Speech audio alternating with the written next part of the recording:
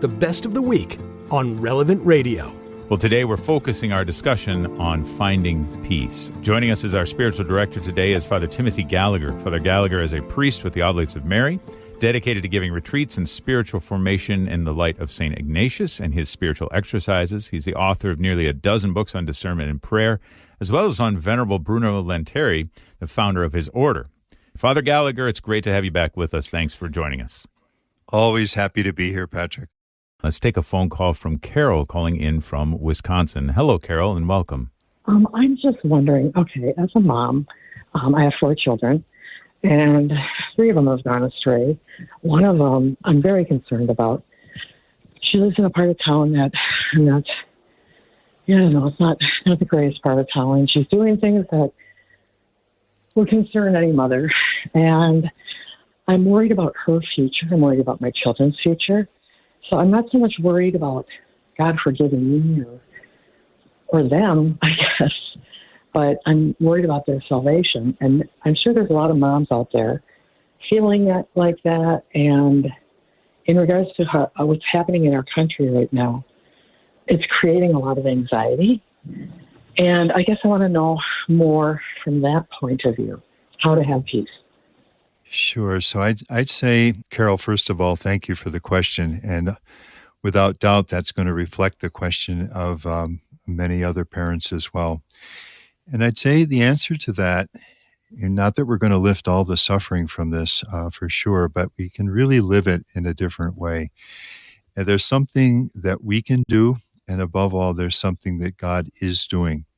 Maybe I'll start with what God is surely doing in the hearts of your children.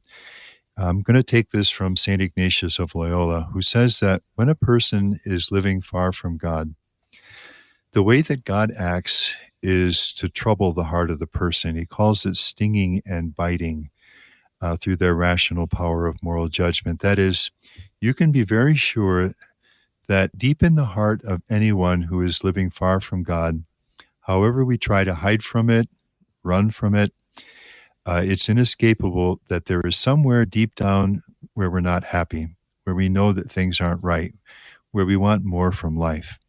And that's I would call that God's loving assault on the heart.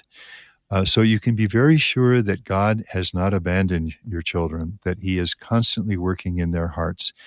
And when the day comes that they open their heart to that troubling action of the Lord, St. Augustine famously called that restlessness. Our hearts are restless until they rest in you.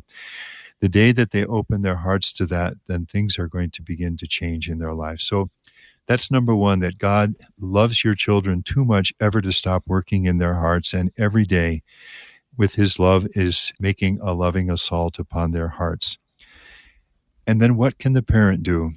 And my own sense of this is that there are 3 things that the parent can do. Very basically, always, unhesitatingly, and without interruption, be a loving parent to that child. Let them know, and you can find discreet ways of doing this that will be understood and accepted. Let them know that whenever they approach the parent, all that they're going to encounter there is love and welcome and acceptance. Then the next thing would be to give the example, in our lives as parents of the difference that our faith makes. So as our children see us go through difficult times or just go through the many ups and downs and joys and sorrows of life, they see the difference that it makes in our lives, that we have a living relationship with the Lord. And then the third thing would be ceaseless prayer. Just never stop praying for them. And all of us immediately think of St. Monica. But we have a promise from the Lord, ask and you will receive. Whatever you ask in my name, I will do. In God's own way, in God's own time, but never stop praying for them. And I think if we're doing those things, we're doing the most loving, helpful thing that we can do for our children. Okay. Thank you. Is that helpful, Carol? Yeah, it is. I mean, all of those, yes. Check, check, and check. This entire episode of The Inner Life is on the Relevant Radio app. The Relevant Radio app is completely free and updated daily with fresh articles, podcasts, and prayers. Don't delay. Download the app today. And thanks for listening.